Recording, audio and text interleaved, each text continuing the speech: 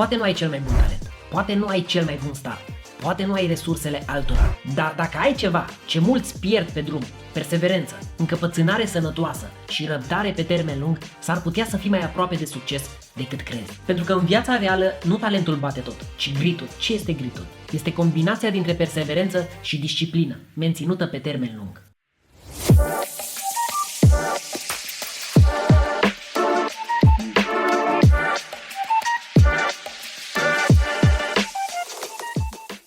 Înainte să începem, dacă simți că informația din acest videoclip îți aduce valoare, te inspiră sau te motivează să acționezi, dă un like și abonează-te la canal ca să ajungem la 1000 de abonați.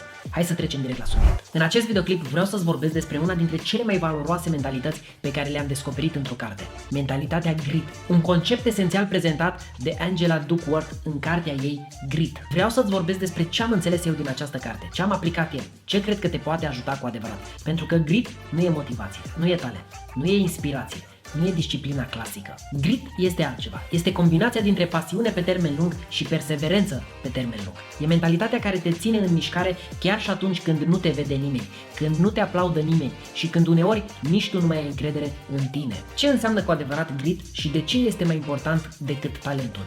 Grit este opusul mentalității moderne orientate spre doresc totul repede, doresc totul acum. Grit înseamnă două lucruri esențiale, două lucruri fără de care nu poți construi nimic stabil în viață. 1. Să rămâi pe aceeași direcție suficient de mult timp încât să devii bun și 2. Să nu abandonezi scopul doar pentru că progresul nu apare imediat. Problema este că oamenii nu rămân pe același drum suficient de mult timp ca să vadă cine pot deveni, să-și descopere adevăratul potențial. Se schimbă după cum bate vântul. Hai să încerc și asta. Apoi, când rezultatele nu apar repede, renunță și caută altceva. Și așa intră într-o buclă nesfârșită. Încep ceva nou, nu văd rezultate suficient de repede, renunță și o iau de la capăt. De aceea trebuie să rămâi pe aceeași direcție suficient de mult timp încât să apară rezultatele, să devii bun. În viață, nu talentul decide cât de departe ajungi, ci cât de mult reziști pe drum. Talentul e supraevaluat, consistența e subevaluată. Nu câștigă cel care pornește cu avantaj, câștigă cel care rămâne, repetă, ajustează și nu renunță. Mentalitatea grit și cele 4 lucruri esențiale pe care le-am înțeles. Cartea m-a făcut să înțeleg 4 principii clare. 1. Pasiunea reală nu este intensitate, este continuitate. Aici mi s-a schimbat complet percepția. Înainte să citesc cartea, credeam că pasiunea înseamnă o explozie de energie, un entuziasm puternic. Dar cartea m-a făcut să înțeleg că pasiunea adevărată nu e intensitate, e rezistență. Mai exact, e capacitatea de a vrea același lucru și mâine, și peste o săptămână, și peste un an, și peste 5 ani. În viața reală nu câștigă cel mai entuziasmat, ci cel care rămâne interesat și după ce entuziasmul dispare. Grit înseamnă să ai un scop stabil, să nu-ți tot schimbi direcția doar pentru că ți-ai pierdut cheful, să înțelegi că pasiunea fără continuitate e doar un impuls trecător. Și asta e o lecție extrem de importantă, mai ales în era dopaminii. 2. E nevoie de antrenament deliberat, nu doar de repetiție. Foarte mulți oameni repetă un obicei, dar nu evoluează în el. Cartea explică foarte clar ceva ce m-a lovit și pe mine. Repetiția te menține în formă, dar antrenamentul deliberat te face mai bun. Antrenamentul deliberat înseamnă să te concentrezi pe ce nu știi încă bine, să fii foarte atent la detalii, să notezi unde greșești, să te îmbunătățești constant, chiar dacă e greu și fără satisfacție imediată. Aceasta e partea pe care nimeni nu o vede, e partea de care fuge toată lumea, e partea în care creierul tău se simte atât de incomod încât ai impresia că ești incompetent, dar exact acolo se naște progresul.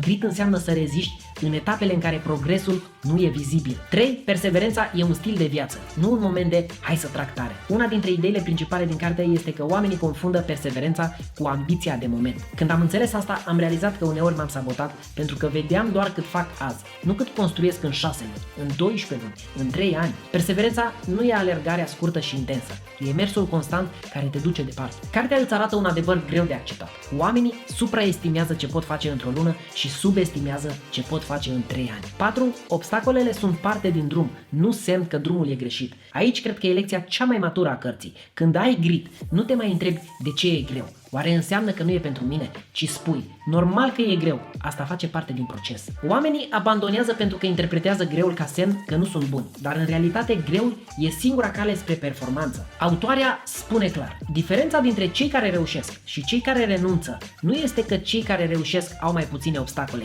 ci că le dau alt sens. Grit schimbă întrebarea de la de ce e greu la ce am de făcut acum, indiferent că e greu. Cum aplici mentalitatea grit în viața ta de zi cu zi? Aici intrăm în partea cea mai importantă, Cum aplici? La teorie suntem toți buni, dar practica ne omoară. 1. Stabilește o direcție lungă, nu un obiectiv imediat. Un obiectiv este ceva ce îți dorești, dar o direcție este ceva ce devii.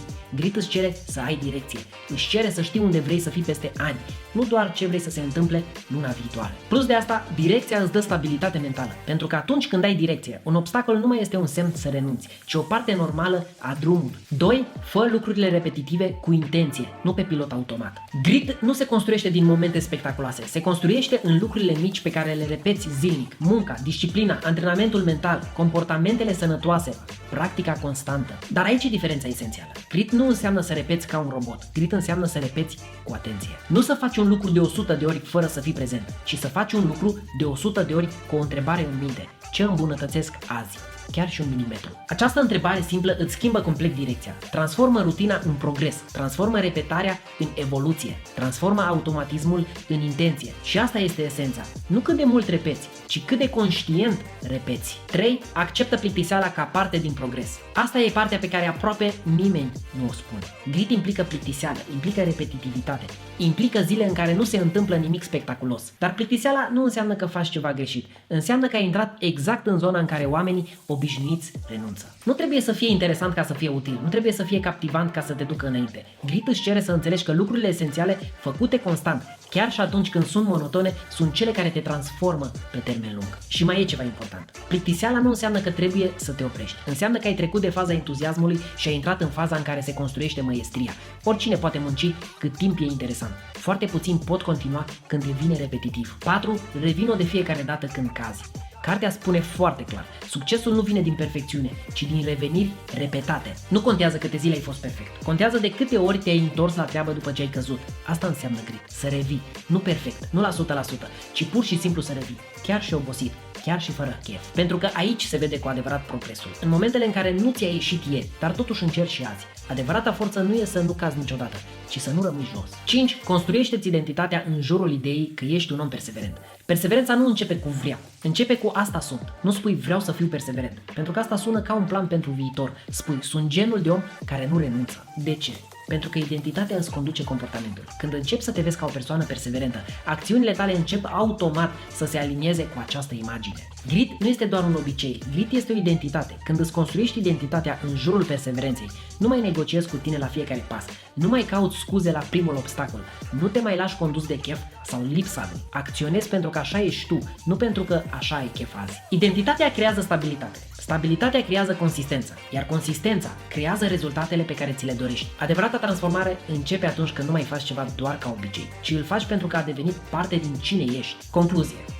Grit m-a învățat ceva esențial. Oamenii care reușesc nu sunt cei mai rapizi, nici cei mai talentați, nici cei mai norocoși. Sunt cei care merg până la capăt. Sunt cei care nu-și abandonează direcția la primul obstacol. Sunt cei care nu se opresc când nu mai e interesant, când nu mai e confortabil, când nu mai văd rezultate imediate. Grit este antidotul unei lumi care vrea totul acum. Este obiceiul rar de a continua, chiar și când entuziasmul a dispărut. Pentru că în final nu câștigă cel care începe cel mai în forță, ci cel care nu renunță. Și bineînțeles, dacă informația din acest videoclip a avut un impact profund asupra ta, distribuie videoclipul și altor persoane din viața ta care au nevoie să audă informația din acest videoclip. Și nu uita, dă un like și abonează-te la canal ca să ajungem la 1000 de abonați. Pe curând!